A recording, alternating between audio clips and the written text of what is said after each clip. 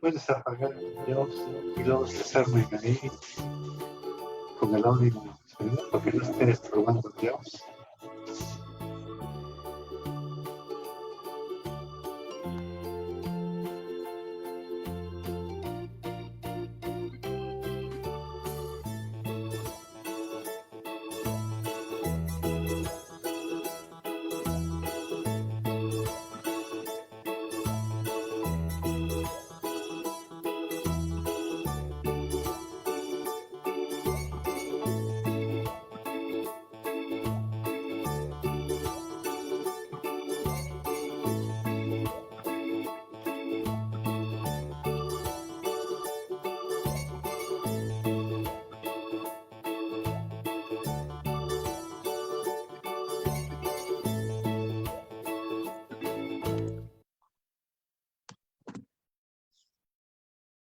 Hola, ¿qué tal? Muy buenas tardes tengan todos ustedes.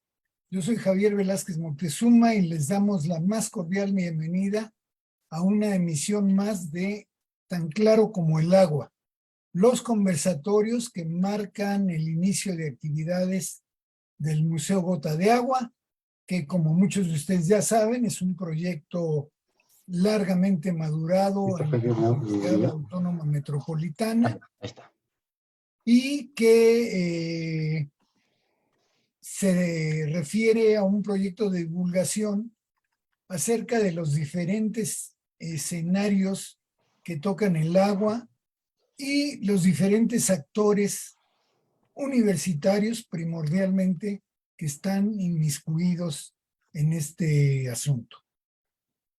Me acompaña el doctor Juan José Santibáñez, que es el director del Museo Gota de Agua. Juan José, muy bienvenido. Buenas tardes, gracias por la hospitalidad.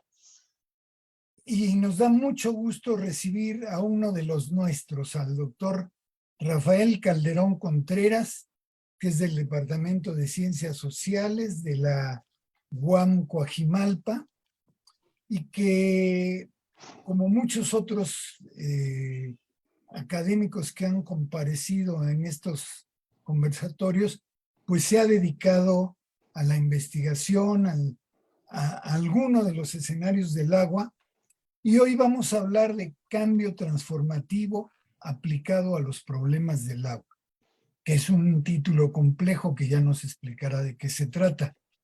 Rafael, muy bienvenido.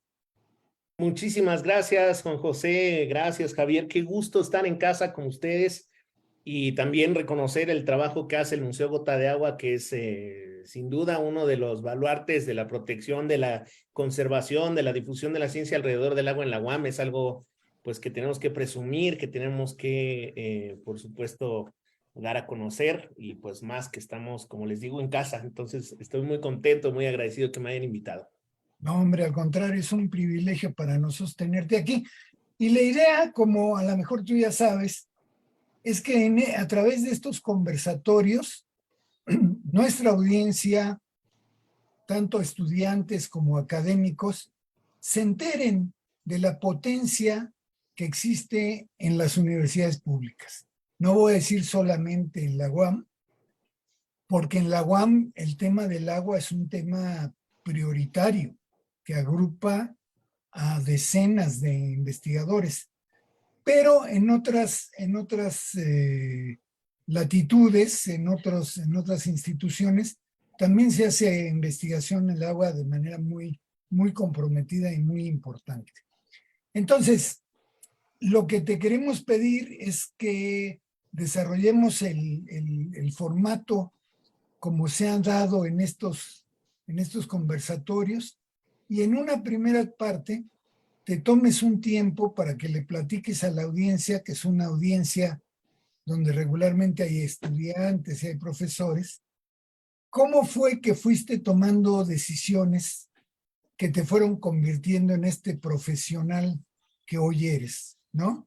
¿Cómo fue que el niño Rafael de la primaria o de la secundaria empezó a decir, ¿qué es esto del agua? Es un problema realmente fuerte, ¿no? Sí. ¿Quiénes te guiaron? ¿Quiénes te pusieron las señales de las luces verdes para que siguieras por cierto camino. Platícanos eso y después entramos al tema que nos ocupa. Súper. Bueno, sigo siendo niño en cierto sentido, ¿eh? Apenas estoy decidiendo cosas, ¿no? Entonces, eh, pues, ¿qué puedo decir? Yo estudié geografía en la Universidad Autónoma del Estado de México, en Toluca. Ahora, pues, radico aquí, mi familia está aquí también. Y pues yo estudié geografía desde muy pequeño, en realidad. Empecé a tener un acercamiento muy grande pues, con el entorno, con el ambiente. A mis papás les gustaba mucho salir a acampar y entonces, y viajar sobre todo, ¿no?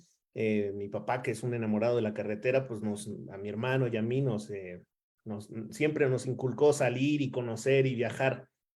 Entonces, pero yo creo que el tema del agua, sin duda, en la universidad empecé a entenderlo mucho mejor. Yo creo que hay una conexión muy cerca que yo tengo con el agua en torno a 3 ríos importantes que he conocido en mi vida y que de verdad han impactado la manera en la que pienso alrededor, no solamente del agua, sino del agua en su conexión con el sistema mucho mayor.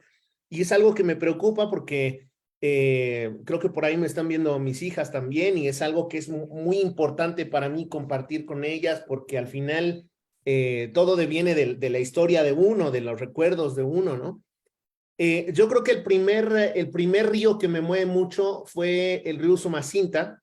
Yo tengo recuerdos de mi abuela muy vívidos de caminar en un pueblito en Usumacinta, Tabasco.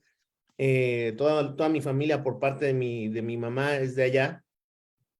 Y pues recuerdo caminar hace 35, 30 años alrededor en la ribera del río Usumacinta y ver a los hombres trayendo grandes peces. La gente, yo mismo me tocó bañarme en el río Usumacinta, ¿no? Y pues lo he visto con el tiempo cambiar. Es el río más caudaloso de México y sin duda es un río que duele muchísimo porque pues el grado de contaminación, el grado de deterioro ambiental pues es importante, ¿no? El segundo río que desde niño yo recuerdo que en mi memoria juega muchísimo es el río Lerma. Mi papá es de Salvatierra, Guanajuato, y entonces nos contaba historias de cómo él mismo iba a nadar al río Usumacinta después de salir de la primaria, o cómo iban a pescar incluso en el río Usumacinta. Alguna tía de él que dormida nadando en el río Usumacinta se iba por los rápidos y cosas así. El río Usumacinta que yo recuerdo y que tengo en mente solamente vive en la memoria de mi padre, ¿no? Porque pues actualmente el río Usumacinta que incluso cruza por aquí, por Toluca, pues obviamente ya es ¿Estás hablando del río Lerma? Perdón, del río Lerma, estoy hablando del río Lerma. Me quedé clavado con el río Usumacinta. Sí. El río Lerma que cruza por aquí, por Toluca, y que llega cruza Guanajuato y todos estos estados hasta Jalisco. Pues el río Lerma que conocemos y el río Lerma que ahora ve mi papá es el río Lerma completamente distinto al que él vio en su infancia. Entonces es una tristeza muy profunda. Y después, ya en la facultad, tuve una experiencia tremenda, igual con ríos. Yo hice mi movilidad a Valencia, en España, y allá conocí a uno de mis grandes amigos, mi mejor amigo. El año pasado estuve allá con él en Suiza. Él es suizo, los conocimos en España, ellos viven en Berna. Y pues he tenido oportunidad de ir y visitarlo algunas veces en su casa en Berna. Y es increíble pensar que en la capital de un país uno pueda tirarse al río en el centro de la ciudad de Berna, nadar, ¿no? Uno puede incluso tomar agua de ahí, no se va a morir, ¿no? Es agua limpia y salir a metros del Palacio de Gobierno y es lo más normal. Y entonces siempre me causó desde la facultad, desde que conocí Suiza, un gran impacto personal porque yo me pregunto por qué en México no podemos tener ese tipo de recursos, por qué los ríos en México no pueden proveer esas contribuciones de la naturaleza que están siendo provistas en otros países, ¿no? Entonces, bueno, desde la geografía a mí me ayudó muchísimo a entender cómo es que los problemas del agua están conectados entre sí, cómo tienen un trasfondo político, económico, tecnológico y personal muy importante. Y bueno, yo personalmente nunca he tenido como centro de atención académica el agua. pero siempre está como el núcleo central de un montón de procesos desde lo que yo estoy haciendo en términos académicos, ¿no? Ahora mismo estoy trabajando con cuestiones de sistemas alimentarios, por ejemplo, y el agua está ahí en el centro de las discusiones sobre sistemas alimentarios. En un momento, hasta hace algunos años, estuve trabajando con resiliencia socioecológica al cambio climático. El agua está ahí en el centro. Y actualmente, pues, estoy trabajando con cuestiones de transformación socioecológica, transformación, cambio transformativo. Y el agua, pues, es una de estas avenidas súper importantes pues, que nos hacen entender la dinámica actual en el antropoceno, ¿no? Sin embargo, siempre que pienso en el agua, siempre que pienso en los problemas, tengo estas memorias vívidas de mi abuela en el Usumacinta, de mi padre en el río Lerma, y mías en el río Are, en Berna, ¿no? Nadando en el centro de la ciudad capital de Suiza. Entonces, pues por ahí entra mi interés en términos de los problemas que se relacionan con el agua, ¿no? Esos estudios de geografía, ¿es una licenciatura? ¿En dónde? ¿En qué universidad? Yo estudié geografía y ordenamiento territorial en la Universidad Autónoma del Estado de México, en Toluca. En ese momento solamente había licenciatura en geografía en 4 universidades, en la UAM Iztapalapa, en la UNAM, en Guadalajara y nosotros en Toluca. Éramos las únicas 4 licenciaturas en geografía que se ofertaban a nivel nacional. Entonces, ya después surgió la de Veracruz, la de Guerrero, la de San Luis Potosí, que acaba de cerrar hace muy poquito, me parece. Y hay un poquito más de crecimiento en términos de la oferta educativa a nivel licenciatura de geografía, pero yo creo que ese es tal vez el primer problema del que me gustaría hablar, es que hay muy poca geografía en México, hay muy poca cultura geográfica en México, y ya a nivel académico nos están comiendo el mandado a muchos geógrafos. Hay biólogos que son mucho mejores geógrafos que nosotros mismos, ¿no? Sobre todo en términos de agua. Bueno, estás hablando con 2 miembros de la UAM Iztapalapa, que estamos muy orgullosos de nuestra licenciatura de geografía, ¿no? Sí, claro. Creo que tiene aportes importantes. Oye, Rafael, ¿y después hiciste algún programa de posgrado? Sí, una vez que terminé, bueno, mi tesis de licenciatura fue en el Nevado de Toluca. Ahí estuve trabajando con comunidades locales, con comunidades rurales en la ladera norte del Parque Nacional Nevado de Toluca, y con ese tema me fui a Inglaterra, a la Universidad de East Anglia, a hacer una maestría en ciencias ambientales y desarrollo en la Escuela de Desarrollo Internacional de la Universidad de East Anglia en Inglaterra. Y después me quedé en la misma universidad 3 años más, bueno, 4 años más casi, haciendo mi doctorado en desarrollo internacional, con una especialidad en acceso a recursos naturales, incluidos el agua, por supuesto, y continué trabajando con casos de estudio en el Nevado de Toluca, en el centro del país, en bosques, y pues después regresé a México terminando mi doctorado. Estuve 2 años en la unidad Coajimalpa, luego 3 años estuve en geografía humana en la UAM Iztapalapa. Ahí estuve Mira. profesor en la UAM Iztapalapa, donde tengo grandes amigos, grandes alumnos que todavía por ahí me encuentro, y que de hecho el próximo jueves voy a tener una conferencia por allá, entonces espero verlas y verlos a todos. Y luego me regresé a la UAM Coajimalpa, donde tenemos una licenciatura en estudios socioterritoriales, que yo le digo que es geografía 2.0 un poco, ¿no?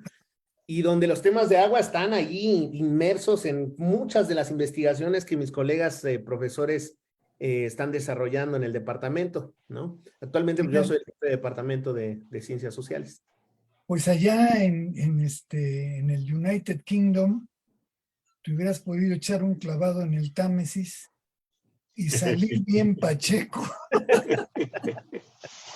No se me antojaba, veía ahí la gente. Bueno, la historia del río Támesis la pude haber incluido también acá, pero qué cosa más terrible, ¿no? Pensemos que en 1800, cuando no había drenaje en Londres, una ciudad, la primera ciudad en alcanzar 1 millón de habitantes, sin una sola tubería de drenaje, ¿no? Todavía las calles de Londres tienen cierta estructura, así como en B, para que la gente pudiera sacar sus desperdicios desde las ventanas, ¿no? Pero ahora la cantidad de cafeína y de cocaína que hay en el río es terrible, terrible. Sí, sí, sí. Espero que nunca tremendo. lleguemos a esos niveles. No, pero a nivel mundial esto que nos comentas es súper importante. Yo estuve ahí colaborando con un proyecto de investigación justo cuando yo estaba en Inglaterra, de los Grandes Lagos en Estados Unidos, ¿no? Que tienen las plantas potabilizadoras más eficientes que hay en el mundo, ¿no? No hay nada que se vaya por ahí. Separan metales pesados, materia orgánica, absolutamente todo. Entonces, el gran problema eran los peces en los Grandes Lagos, que había un declive en la biomasa muy importante y no se explicaban por qué había declive desde los 50 empezaron con programas de veda de pesca en los Grandes Lagos y no fue hasta entrado el siglo que un profesor de la Universidad de East Anglia empezó a desarrollar mediciones sobre las hormonas y los contaminantes, sobre todo hormonas y anticonceptivos que la gente se toma en las grandes ciudades que están en los Grandes Lagos de Estados Unidos, que pues llegan al lago porque las plantas potabilizadoras no tienen capacidad de separar hormonas, ¿verdad? Del agua. Y entonces los bancos de peces se feminizan, hay menos posibilidad de que se reproduzcan y no importa la cantidad de veda que haya, si se reduce la pesca o no, pues la cantidad de peces está destinada al declive por la cantidad de hormonas y de anticonceptivos que las personas consumen en las ciudades alrededor de los lagos, ¿no? Sí, sí, Entonces, sí, bueno, es una es desgracia. tremendo. Juan José, ¿te parece que entremos al tema que nos ocupa hoy? ¿Tendrías algún Seguro. comentario para No, Rafael? no, estoy fascinado escuchándolo. Entonces, adelante, adelante, Rafael. Bueno, entonces, ¿qué te parece, Rafael, si nos empiezas a explicar a nosotros y a todos los que nos están oyendo qué quiere decir cambio transformativo aplicado a los problemas del agua? ¿Qué es eso? Bueno, primero cambio transformativo. A nivel mundial, a lo mejor ustedes conocen el IPCC, que es el Panel Intergubernamental de Cambio Climático. Claro. Hay uno muy, hay como una plataforma que es parecida al IPCC, que es el IPES, que es la Plataforma Intergubernamental de Servicios Ecosistémicos y Sustentabilidad. En esta plataforma hay 140 países representados. Nuestro país está con Navio, ¿no? Y está dentro del panel. Y entonces el panel lo que se encarga de hacer es hacer evaluaciones globales sobre un montón de cosas. Les recomiendo que puedan entrar a la página del IPBES, IPBES. En esta página hay evaluaciones de absolutamente todos los temas que nos están impactando ahorita, desde distribución de biodiversidad, especies invasoras, valoración de recursos naturales, que es el más reciente de hecho, y el que estamos ahorita trabajando, que es el de cambio transformativo. Básicamente, lo que hace el IPBES es juntar por 3 años a científicas y científicos de todo el mundo para hacer una evaluación de cambio transformativo y generar propuestas de política pública que puedan ser adoptadas por los 140 estados miembros del IPBES y que se puedan traducir, o sea, así con los super chonguitos puestos acá arriba, que se puedan traducir en política pública. Entonces, bueno, hace casi 4 años se aprobó la evaluación de cambio transformativo y entonces pues nos seleccionaron algunos científicos del mundo. Afortunadamente pues algo me vieron a mí y entonces yo pertenezco al grupo de 14 autores coordinadores de la evaluación. Entonces, habemos 14 científicos a nivel mundial que estamos coordinando este esfuerzo global en el que 140 países mandan a sus científicos para sentarnos y hablar de cambio transformativo. Y Oye, bueno, eso es muy importante, Rafael. sí, Eso es algo que deberíamos de estar presumiendo. sí, ojalá que yo me comprometo a presumir cuando la evaluación se pueda terminar. Ya llevamos casi 2 años trabajando en la evaluación. Nos reunimos primero en Montpellier, en Francia. Este año fue en Costa Rica. Yo el domingo me voy a Noruega a una reunión con los 14 autores coordinadores. y el año que entra cerramos la evaluación en Nepal, entregamos el reporte y nos vamos a Nairobi o a algún lugar en África, ahora no recuerdo, perdón, a discutir y a que se apruebe esta evaluación de cambio transformativo, y ojalá que las propuestas que estamos evaluando y elaborando en esta evaluación se puedan adoptar en política pública. Todo lo que les voy a platicar ahorita viene directamente de lo que hemos hecho en la evaluación de cambio transformativo, y pues básicamente el cambio transformativo es una reorganización en los sistemas socioecológicos, una reorganización profunda en las relaciones socioecológicas, económicas, políticas, técnicas, que se encuentran en un sistema cuando este se considera inviable, ¿no? Y lo que estamos viendo en el planeta actualmente es que, sobre todo en términos de agua, el planeta es un solo sistema socioecológico que es completamente inviable, ¿no? Y esta transformación radical parte sobre todo de una transformación de los paradigmas más individuales que tenemos las personas, de las creencias, de las cosmovisiones, porque lo que nosotros creemos de la naturaleza es lo que impacta la forma en la que hacemos las cosas. Es decir, muchas veces se habla del agua y se dice, necesitamos bañarnos en 3 minutos. Y entonces hay políticas públicas, comerciales de televisión, campañas publicitarias para que nos bañemos en 3 minutos y nada funciona. Es como el caso de los peces en los grandes lagos, ¿no?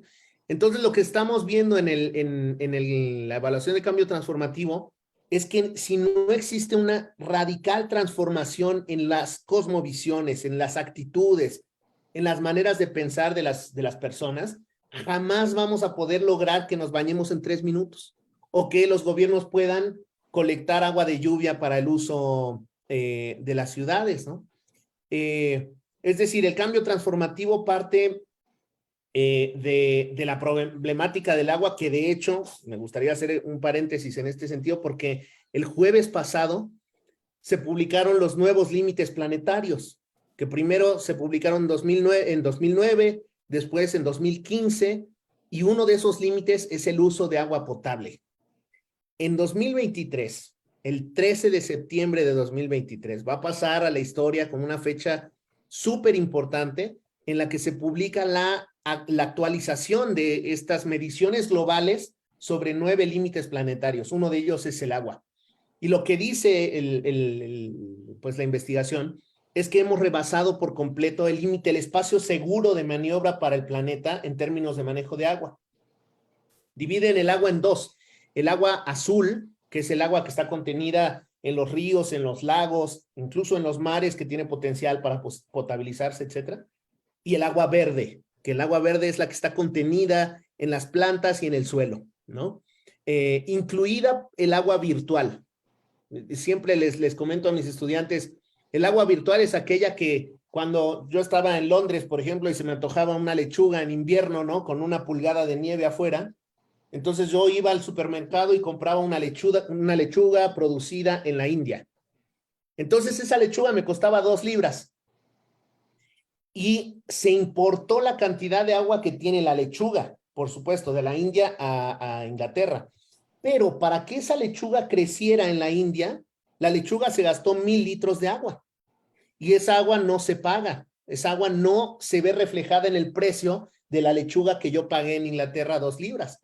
Entonces, es agua virtual, agua que están consumiendo otros países, que está siendo gastada en países productores como México y que no se ve reflejada en los precios de los consumidores, lo que pagamos nosotros en otros países.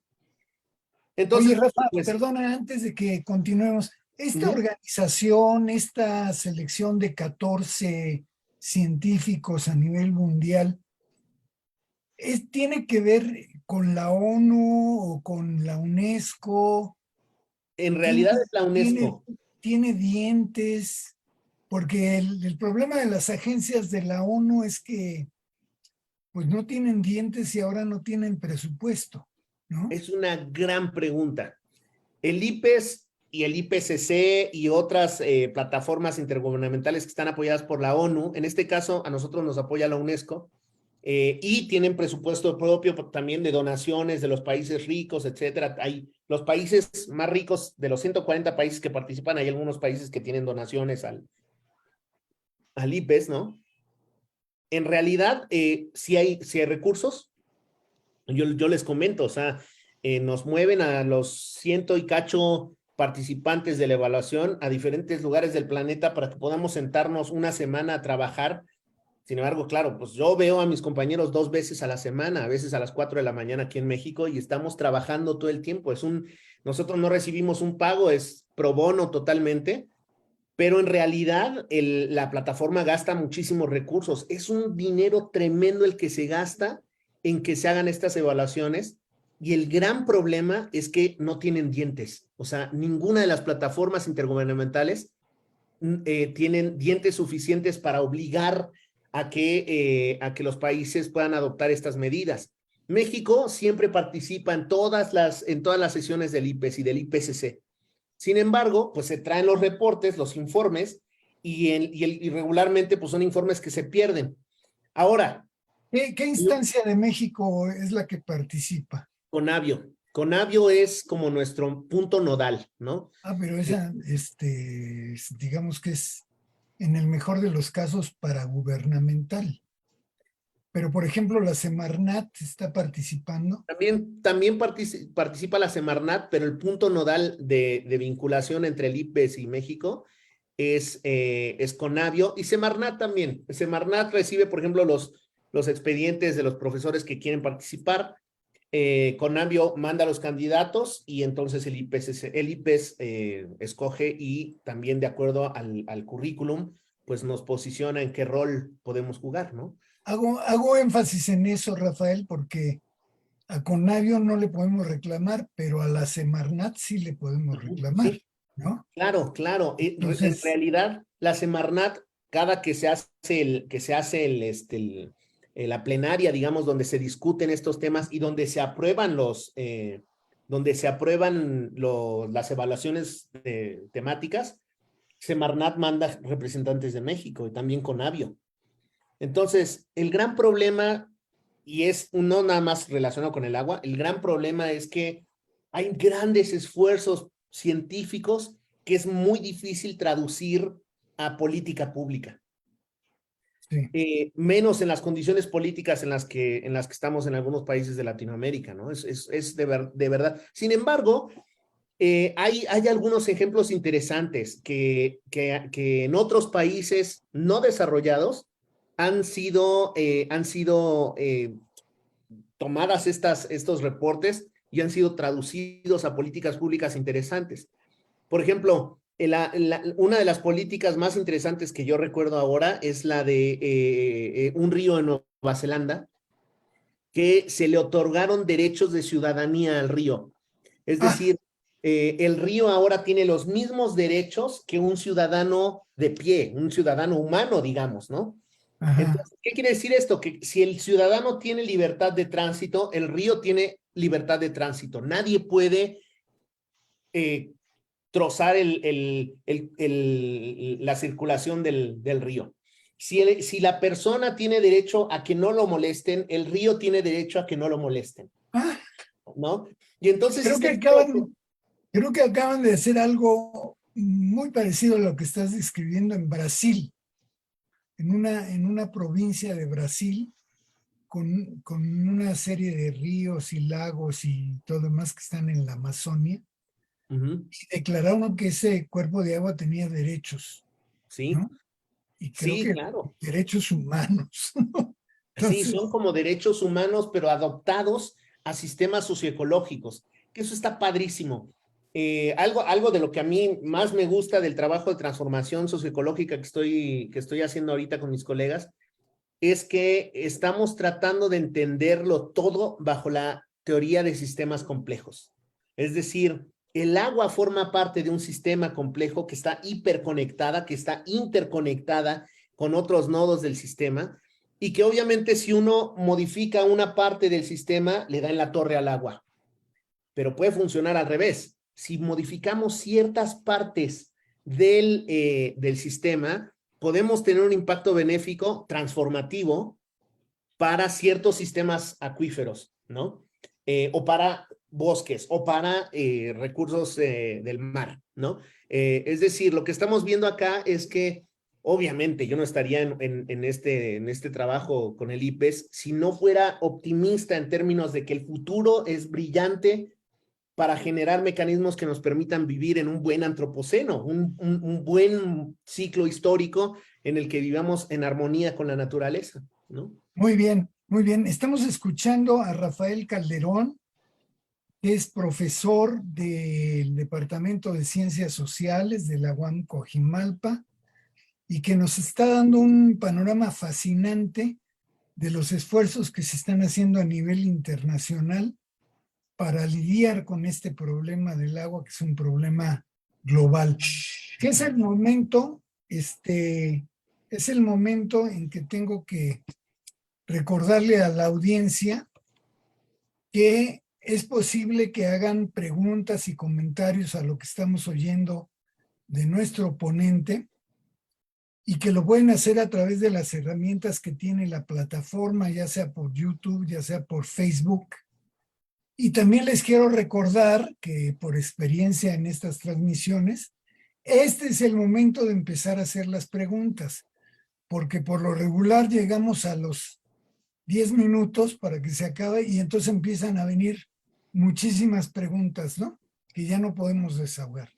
Entonces, si la audiencia está interesada, puede hacer sus preguntas, sus comentarios, sus observaciones desde este momento para que las podamos desahogar con nuestro invitado, con el doctor Rafael Calderón Contreras.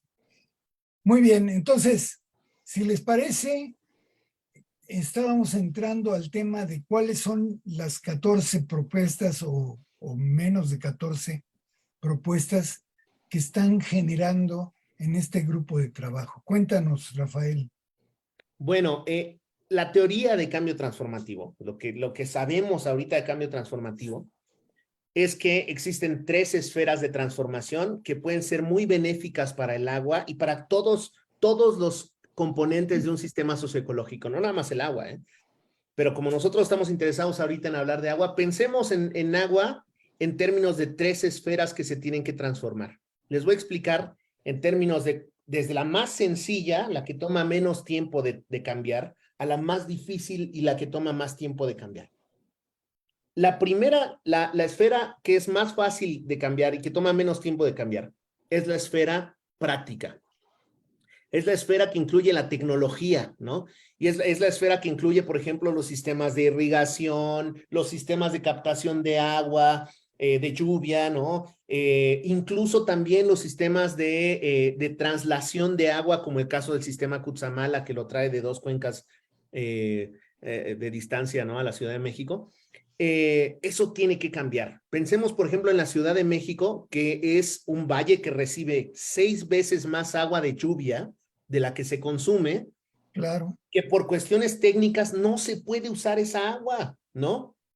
Entonces, si nosotros modificamos, transformamos esa esfera práctica, estamos contribuyendo a mejorar la situación del agua, ¿no? Entonces, la primera esfera es una esfera técnica, práctica, que incluye tecnología y que es muy fácil, relativamente fácil. Se necesita un poquito de dinero, tal vez, y un poquito de la segunda esfera, que es más difícil que la práctica y toma más tiempo de cambiar, que es la esfera gubernamental.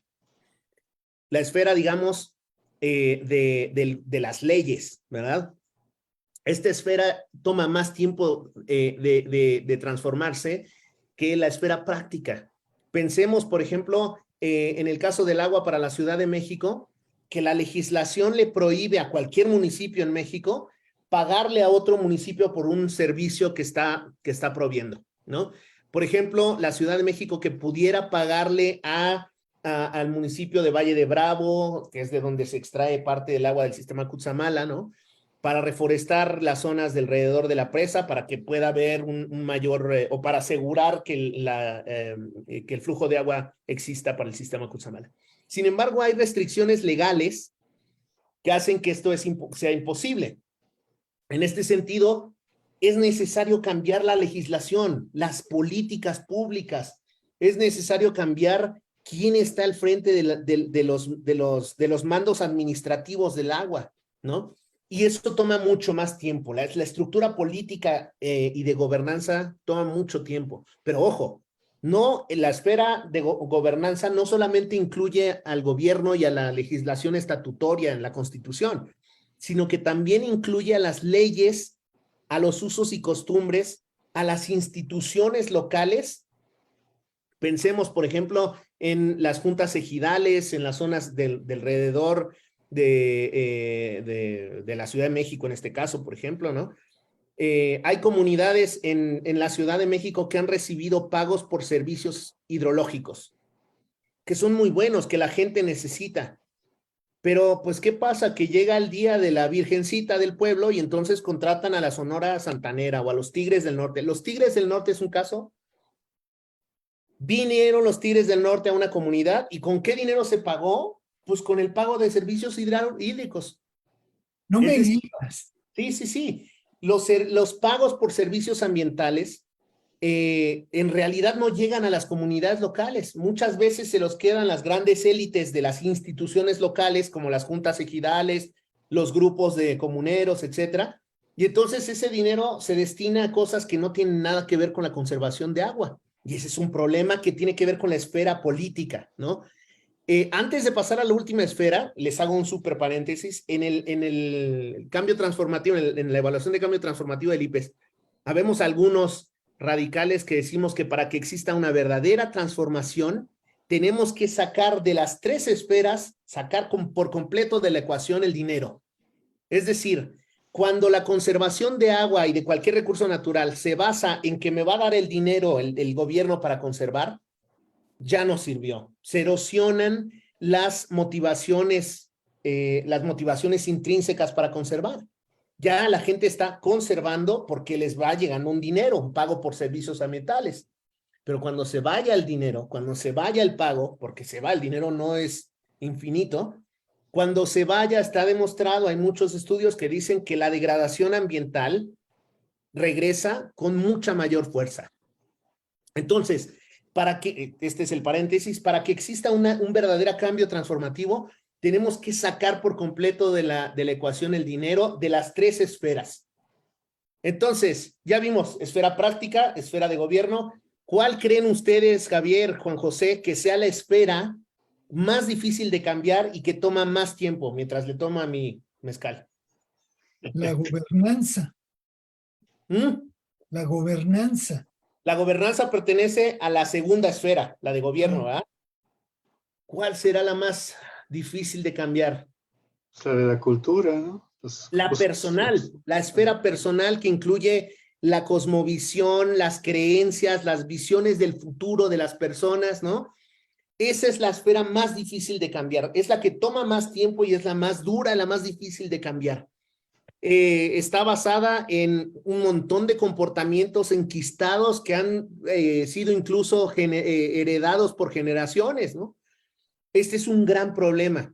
Y lo que estamos viendo es que para que exista un verdadero cambio transformativo necesitamos justamente encontrar un hilo vinculante entre estas 3 esferas que nos permitan tener un buen antropoceno.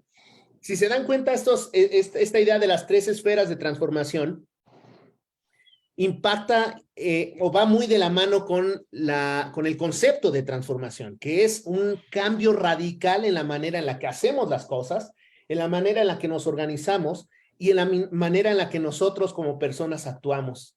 Entonces, en estos 3 puntos, yo creo que se engloban muy bien las ideas que tenemos sobre cambio transformativo. Una de ellas ya se las di, que es saquemos al dinero de la ecuación, es urgente, ¿no? Eso es un concepto verdaderamente difícil de asimilar, Rafael, ¿no? Sí, es Porque tremendo. creemos que el dinero está ligado a las soluciones y muchos años, muchas décadas, se ha luchado porque haya más dinero para resolver estos problemas, ¿no? Cuando tú dices, saquemos el dinero de la ecuación, ¿cómo le vamos a hacer? Es muy buena, híjoles, es muy buena pregunta porque pues como pertenece a las tres esferas, digamos, ahí hay una cosa, un punto muy difícil de solventar. Pero creo que hay al menos dos cosas que yo les podría decir que han funcionado, que están documentadas, que funcionan en términos de sacar al dinero de la ecuación. La primera es que justamente en uno de los informes del IPES, que fue dirigido, entre otras dos personas, por Patricia Balvanera, que es una amiga del IES en la UNAM. Una de las conclusiones sobre su evaluación sobre valores de la naturaleza es que necesitamos regresar los ojos a la manera en la que están organizadas comunidades locales, por ejemplo, para valorar los recursos de manera no monetaria. Fíjense qué radical y qué revolucionario es este pensamiento, ¿no? Cuando hay una ala de la economía que dice, vamos a ver cuánto estás dispuesto a pagar, el willingness to pay, como dicen los ingleses, ¿no? ¿Cuánto está dispuesto a pagar usted por tener agua limpia en el río? Y entonces todo se traduce en dinero. Entonces, lo que dice esa evaluación de valores de la naturaleza es que volteemos a ver cómo valoran nuestros grupos indígenas, nuestros grupos, nuestras comunidades locales y agrícolas de subsistencia, los recursos. Es decir, en el momento en el que nosotros entendemos que ese tipo de valoración que está centrada en el amor incluso, más allá que en el recurso, en el recurso y su valor como tal, su valor económico, cambia nuestra percepción sobre cuánto valen las cosas, ¿no? Claro. El trabajo de Constanza, ¿no? Que de hace 20 años que dijo, la naturaleza tiene un valor de 3.5 trillones de dólares, ¿no? O 3.5 mil trillones de dólares. Para ponerle, como para darle la importancia a la naturaleza, pues lo que hizo fue malinterpretarse y decir, a ver, ahora vamos a ver cuánto cuesta el metro cúbico de madera, cuánto cuesta el metro cúbico de agua. Y el gran problema es que toda la política pública de transformación está centrada en traducir el valor de la naturaleza a dinero. Claro. Y ahí está el gran problema. Entonces, la segunda forma práctica de abordar el problema sería desde la política pública, ¿no? Claro. Es decir, pues hay que literal sacar el dinero de la ecuación para que las mismas comunidades no puedan, no valoren en términos económicos, no pierdan su valoración esencial de la naturaleza, ¿no? Eso es. Estamos Pero es muy platicando complejo, con Rafael Calderón Contreras, que es un académico de la UAM Coajimalpa. Y si te parece, Rafael, damos paso a algunas preguntas y comentarios de la audiencia. Me pongo los lentes para poder ver bien. Y te dice Ángel Endara, ¿cómo visualizar cambio transformativo en un sistema socioecológico, bosques y sociedad, cuando los recursos forestales en términos de acceso ya no le pertenecen a los ejidos y comunidades, considerando a los bosques como la fuente de agua más importante en el centro del país? Uf, es una pregunta, le agradezco muchísimo a Ángel, que además de ser, yo lo conozco muy bien, porque además de ser la máxima autoridad en bosque de alta montaña en México, pues yo a él no tengo con qué desatarle las agujetas en ese sentido, pues es mi hermano del alma, casi sanguíneo. Entonces, muchas gracias por la pregunta. Y es una gran pregunta, donde la clave de la pregunta es la palabra acceso. El acceso al agua, el acceso a cualquier recurso natural, es la habilidad de derivar beneficios tanto materiales como no materiales de las cosas. Y lo que estamos viendo en el país es que, sobre todo en términos de seguridad, esos beneficios están siendo cooptados por otros grupos, incluso tengo que decir, grupos criminales, grupos que están aprovechándose de los recursos naturales arriba en el bosque, ¿no? A mí me tocó ver, a Ángel le ha tocado ver también gente con armas, ¿no? Apoderándose de los recursos naturales porque los grupos criminales están diversificando sus actividades. hay que estar muy conscientes de que los recursos naturales como el agua derivan beneficios tanto materiales como no materiales de las cosas. En el momento en el que el gobierno y nosotros mismos, digamos, las tres esferas, la parte técnica de gobierno y nosotros como esfera personal, entendamos que los recursos no solamente derivan beneficios materiales, la política pública puede cambiar. Lo que nos toca a nosotros los académicos es seguir denunciando, seguir diciendo está pasando esto, ¿no? Ojo, no solamente son los grupos delincuenciales de narcotráfico que ahora están dominando los recursos forestales en el país, sino que por décadas ha habido una apropiación de servicios ambientales por parte de grupos poderosos. Vamos a Valle de Bravo y todo el bosque está apropiado por ranchos de políticos, de empresarios. Hay casos, por ejemplo, en Valle de Bravo conozco un caso de un empresario que desvió una corriente perenne, un río permanente, para llenar un lago artificial para que sus hijos aprendieran a esquiar.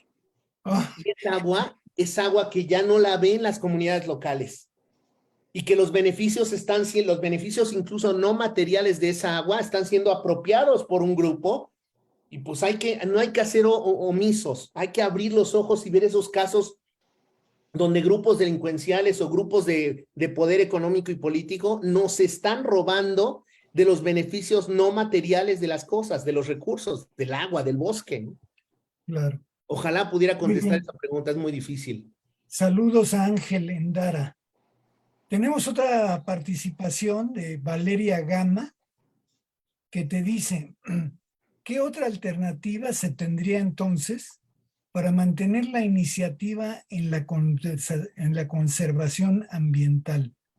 Pensando que muchas veces para las localidades es su ingreso. Sí, híjoles, es una gran pregunta. Cuando pensamos es que tenemos que pensar en las localidades, en los grupos locales, en los grupos indígenas que reciben ese dinero y es su ingreso, ya desde ahí estamos enmarcando la solución en el dinero. Y normalizamos que a estos grupos se les necesita dar dinero.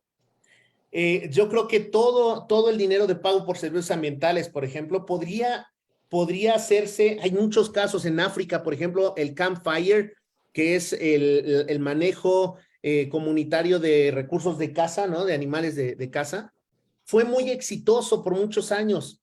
Es decir, el mismo Ángel Endara, aquí experto en manejo de bosques, esos bosques deberían ser manejados por las comunidades locales sin necesidad de que llegue una entidad externa a darles una limosna por usar sus recursos, ¿no? Es decir, una de las soluciones tal vez a la pregunta la tiene Elinor Ostrom, ¿no? Que dice que hay que generar instituciones de larga duración que permitan autovigilancia, es decir, que las mismas comunidades puedan ser mucho más equitativas cuando reciben recursos del uso y manejo de sus recursos, pero sobre todo asegurar que el dinero funcione para lo que es.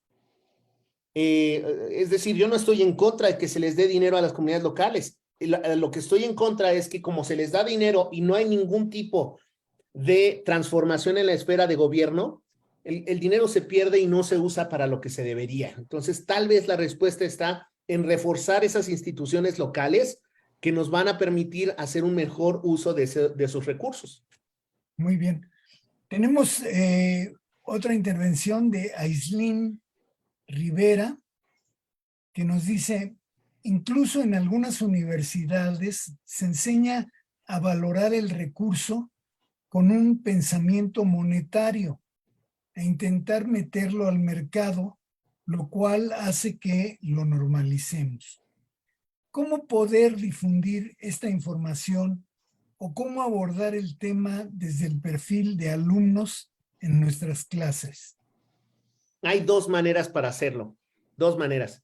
La primera es cree en los sistemas complejos.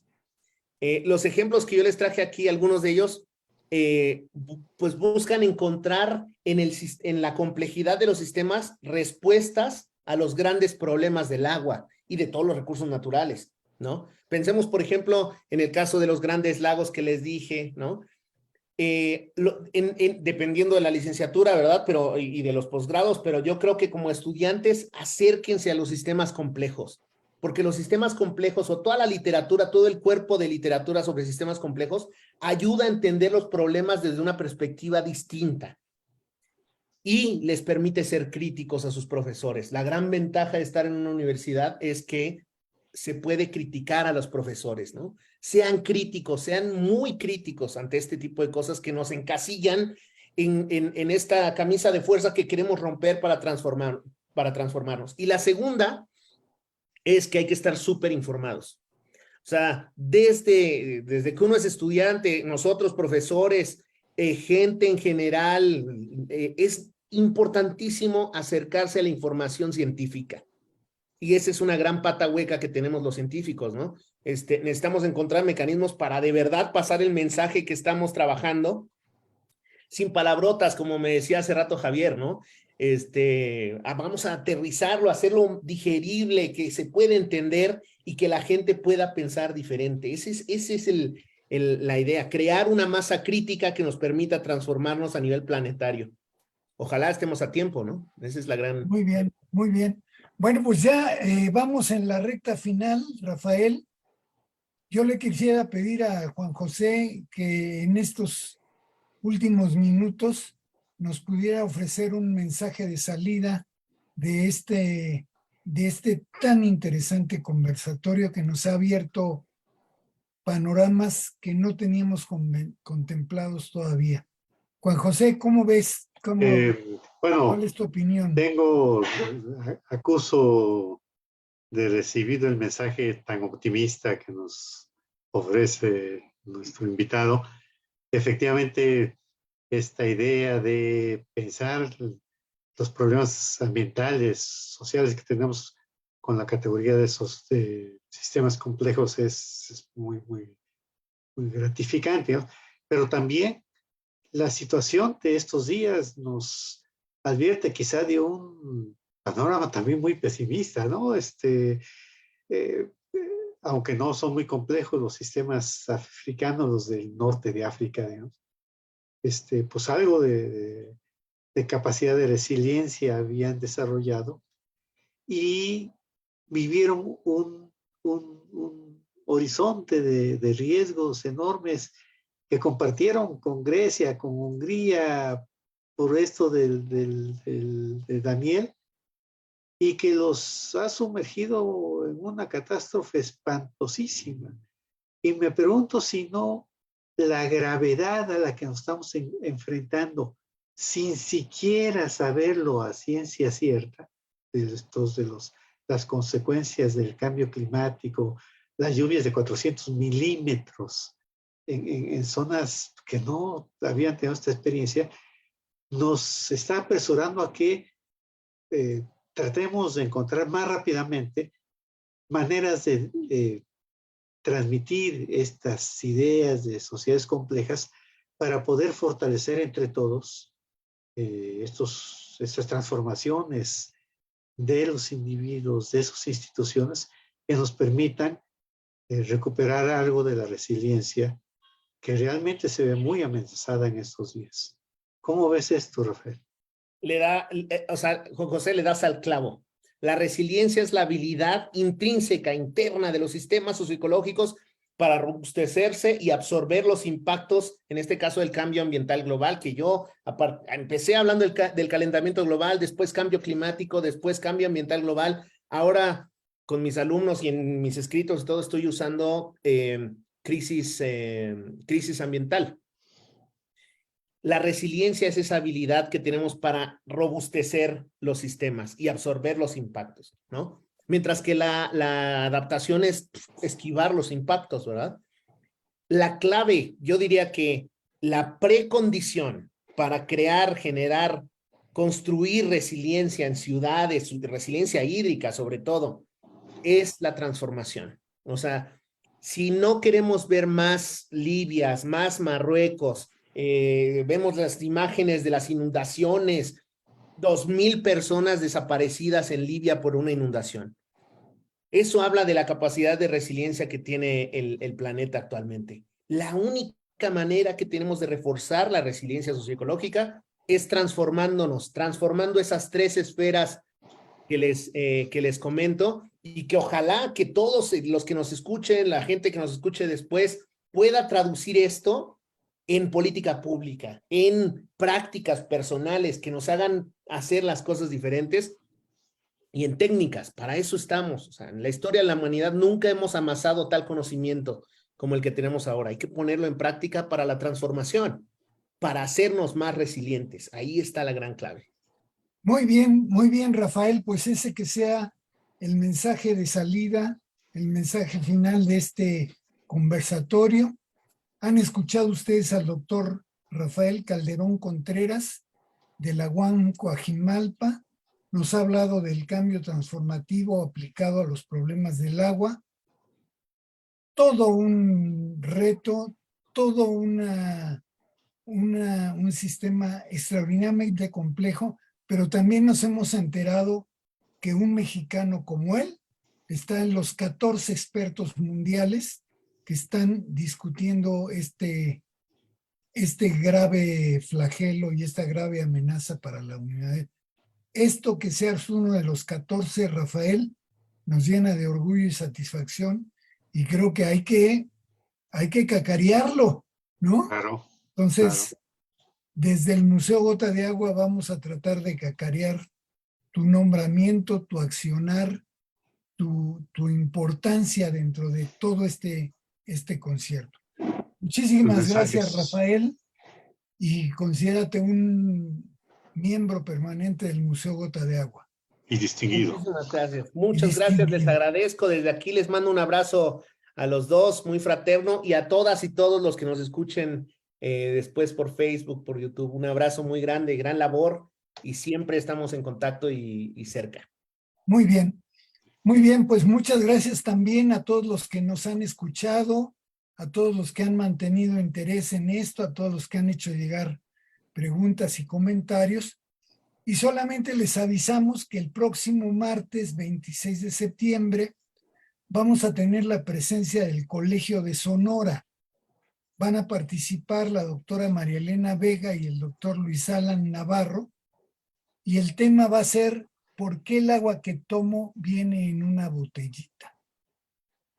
Tema también fundamental que ya hemos normalizado en exceso y que creo que es tiempo de empezar a abordar, porque es un problema socioeconómico muy, muy complicado. Llegamos al final. Muchísimas gracias a todos. Juan José, muchas gracias por tu participación. Lilia Naya, gracias por tu producción en esto. Y muchas gracias a todos los que han escuchado. Quedan invitados para el próximo martes.